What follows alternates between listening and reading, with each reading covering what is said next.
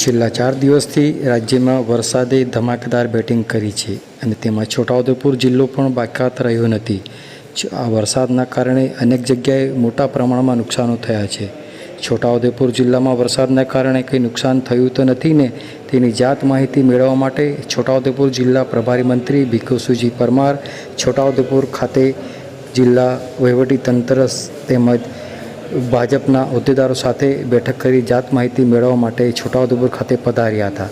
આ પ્રસંગે Chhota Udepur circuit house ખાતે જિલ્લા વહીવટીતંત્ર દ્વારા પ્રભારી મંત્રીને પુષ્પગુચ્છ આપી સ્વાગત કરવામાં આવ્યું હતું. છોટાઉદેપુર જિલ્લા પ્રભારી મંત્રીએ છોટાઉદેપુર સર્કિટ હાઉસ ખાતે જિલ્લા કલેક્ટર, જિલ્લા વિકાસ અધિકારી સાથે તેમજ જિલ્લાના ભાજપના હોદ્દેદારો સાથે બેઠક કરી જાત માહિતી મેળવી હતી. આ પ્રસંગે લોકસભા સાંસદ જસુભાઈ રાઠવા, જિલ્લા પંચાયત પ્રમુખ મલકાબેન પટેલ, ધારાસભ્ય રાજેન્દ્રસિંહ રાઠવા, ધારાસભ્ય અભયસિંહભાઈ તડવી, જિલ્લા કલેક્ટર અનિલ ધામેલિયા, જિલ્લા વિકાસ અધિકારી સચિનકુમાર, જિલ્લા પોલીસ અધિક્ષક ઇમ્તિયાઝ શેખ, છોટાઉદેપુર જિલ્લા ભાજપ પ્રમુખ ઉપેન્દ્રસિંહ રાઠવા સહિત અનેક હોદ્દેદારો જેમાં જિલ્લાના વિવિધ વિભાગના અધિકારીઓ ઉપસ્થિત રહ્યા હતા. આવો સાંભળીએ આ અંગે છોટાઉદેપુર જિલ્લા પ્રભારી મંત્રી ભીખુસિંહ પરમાર શું કહી રહ્યા છે. સાંભળો તેઓના મુખે. છેલ્લા 3-4 દિવસથી ગુજરાતની અંદર મુશળધાર વરસાદ પડી રહ્યો છે. એના અનુસંધાનમાં આજે મારે છોટાઉદેપુર જિલ્લાની અંદર આવવાનું થયું. ખાસ કરીને છોટાઉદેપુર જિલ્લાની અંદર વરસાદના કારણે કોઈ પણ પ્રકારનું નુકસાન, કોઈ જાનહાનિ કે એવું કંઈ બનાવ બની શકે કેમ એની જાત માહિતી મેળવવા માટે આજે અહીંયા હું આવ્યો છું.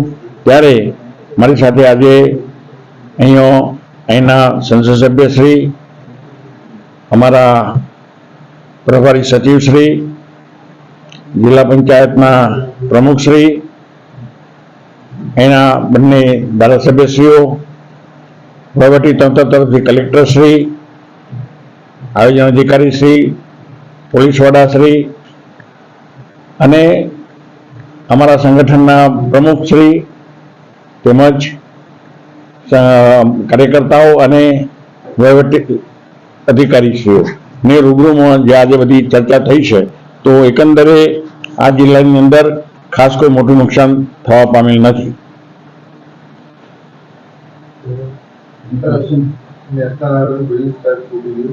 હા, નેશનલ હાઈવેનો બ્રિજ જે તૂટ્યો છે એમાં જે મેં માહિતી મેળવી એ પ્રમાણે આ બ્રિજ ખૂબ જ જૂનો હતો અને એ જૂનો થવાના કારણે અને જે નીચે જે રેતી આવે છે અને જે એનો પાયો જે મજબૂત ન બનવાના કારણે જે તે વખતે એના કારણે આ બ્રિજ તૂટવા પામ્યો છે એવી માહિતી મને મળી છે.